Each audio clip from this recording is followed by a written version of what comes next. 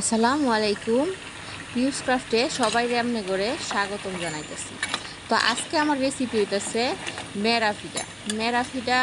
আমি ফরিলা বানাইয়া এটারে কাইটটা বালাহিরা মশমশা এটা বাইজা লইছি। তো আপনারা মেরাফিডারে কি কোন এলাকায় আমার কমেন্ট বক্সে অবশ্যই জানাই দিবেন। তো মেরাফিডার লগে আমি বাইগুন ভর্তা বানাই দিছি টমেটোটা। আমার পছন্দের ফিডার মধ্যে মেরা ফিডা হইতেছে একটা। তা আমার না খালি আমার পুরো গোষ্ঠীর এটা মেরা ফিডা খুবই পছন্দ। মেরা ফিডা যেদিন রান্দাও আমার বাসার বাতি রান্দা বন্ধ হয়ে যায়।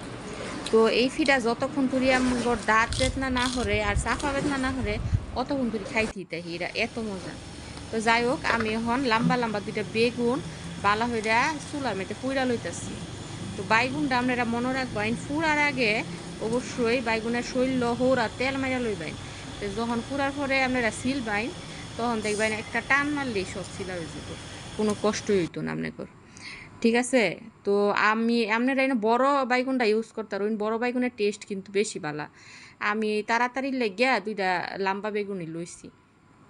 তো টমেটো লইলাম সাইডটা।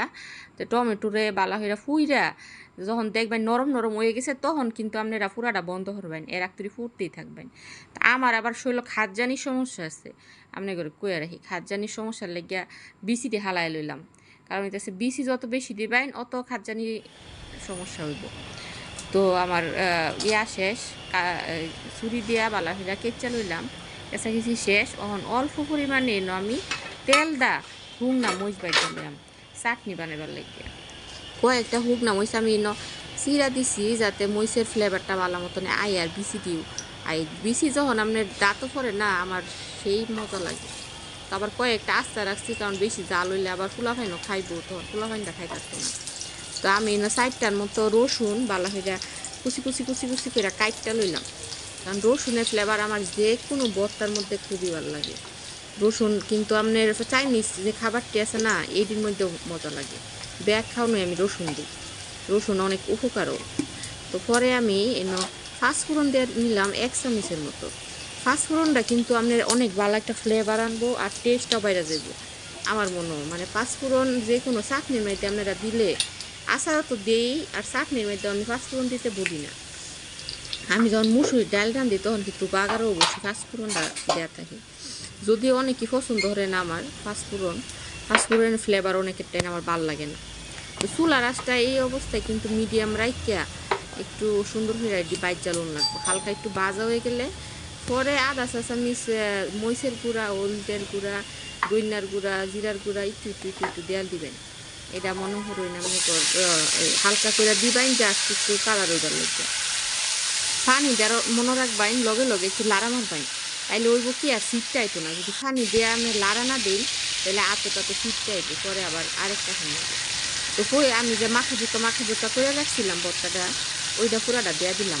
আপনারা যদি বেশি জিনিস চাই তাহলে কিন্তু এটা ব্যারেন্ডার করে লইতে পারেন, অথবা আপনারা এটারে ফাটার মধ্যে একেবারে পিসা লইতে পারেন, কোনো সমস্যা নেই। তাই আমি আড্ডায় মাখা জুতা করে লইছি। বাইগুন আর টমেটো পুরার সময় কিন্তু আমি 90% মতো সিদ্ধ হয়েছে। তাই বাহি 10% সিদ্ধ হবার লাগিয়া এই অবস্থায় চুলার জালটা আরেকটু কমায়া, মিডিয়ামেরটা আরেকটু কমায়া এটা আস্তে আস্তে ধৈর্য সহকারে সিদ্ধ হলো লাগবে। তারপরে আমি লবণ দিয়ে দিলাম এইখানটা 1 চামচের মতো। লবণটা আপনারা পয়লা একটু কম দিবেন, পরে যদি লাগে আর একটু দেওয়া লইবেন, কোনো সমস্যা নাই। লবণ বেশি হয়ে গেলে কিন্তু সমস্যা আবার। আর আরেকটা কথা কয়ে রাখি, লবণ যদি বেশি হয়ে যায় করবেন তে আপনারা ধরুন আরেকটা টমেটো অথবা আরেকটা লম্বা বেগুন ফুইটা দেওয়া দিবেন, তাই লবণ ঠিক হয়ে যাবে। পরে আমি একটু চিনি দেওয়া দিলাম, চিনিটা অবশ্যই দিবেন লাস্টে, তাইলে কিন্তু টেস্ট অনেক বাইরে যাইব। আর চিনি দেওয়াতেই যে শুক্কা শুক্কা একটা বাপ আছে যে এটা কিন্তু যাইব গা, তখন ভালো লাগবে। তাই আমি 1 চামচের মতো ঘিউ দেওয়া লইলাম। ঘিটা না দিলেও চলবো, কারণ হইতেছে ঘি আমি ঘি তেল দিছি, কিন্তু ঘি দিলে হয় কি আপনার ফ্লেভারটা অনেক ভালো হয় আমার। তো আরেকটা কাহিনী করে রাখি, আমি কিন্তু রাইট 1:30টার সময় এই চাটনিটা বানাইছিলাম কাল হারাইতে। তো 1:30টার সময় যখন বানাইছি আমার জামাই বলতেছে এই চাটনি যখন বানাইছো মেরাফিটা না বানাইলে হইতো না, মেরাফিটা খাই ঘুমায় মাছটা। পরে আর কি যে কথা সেই কাম মনে হরিণ রাইটার 2:30টা বাজছে আমার এই মেরাফিটা বানায়া বাইকটা দিছি, পরে খাইছে। তো জামাই বললে কথা মনেও তো মানে না, দিন লাগছে, কিছু করার নাই।